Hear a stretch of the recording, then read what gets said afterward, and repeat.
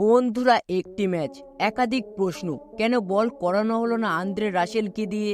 চোট নাকি অন্য কোনো কৌশল? নাইটদের এই সিদ্ধান্তের পেছনে লুকিয়ে রয়েছে এক রহস্য। তো বন্ধুরা, এই বিষয়টিকে নিয়ে বিস্তারিত আলোচনা করবো আজকের এই ভিডিওটিতে। তাই বন্ধুরা, ভিডিওটি না টেনে একদম শেষ পর্যন্ত দেখার জন্য অনুরোধ রইল। বন্ধুরা, IPL 2025-এর প্রথম ম্যাচ KKR বনাম RCB। একদিকে ছিল defending champion Kolkata night Riders, অন্যদিকে ভয়ঙ্কর ফর্মে থাকা রয়্যাল চ্যালেঞ্জার্স বেঙ্গালুরু।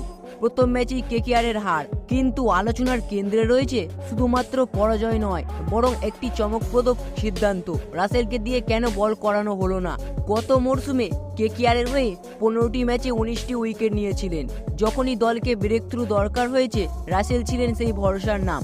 অথচ এবার যখন কিং কোহলি সল্ট ঝড় তুললেন, তখন রাসেলকে দিয়ে আর এক ওভারও বল করানো হলো না। তাহলে কি চোট ছিল? KKR কি বড় কোনো সমস্যায়?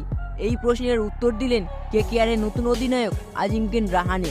তিনি জানালেন, রাসেল একেবারে ঠিক আছে, ওর ফিটনেস নিয়ে কোনো দুশ্চিন্তা নেই। কৌশলগত কারণেই বল করানো হয়নি রাসেলকে দিয়ে।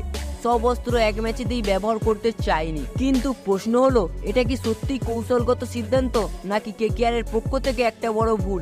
অনেকেই মনে করছেন গুরুত্বপূর্ণ সময়ে রাসেলকে ব্যবহার না করাটা দলকে ভুগিয়েছে, বিশেষ করে যখন স্পিনাররা ব্যর্থ হচ্ছিলেন। বন্ধুরা, আপনাদের কি মনে হয়, KKR এর এই সিদ্ধান্ত কি সঠিক ছিল, নাকি এটা তাদের এক বড় ভুল? আপনার মতামতটি অবশ্যই কমেন্ট বক্সে লিখে জানাবেন।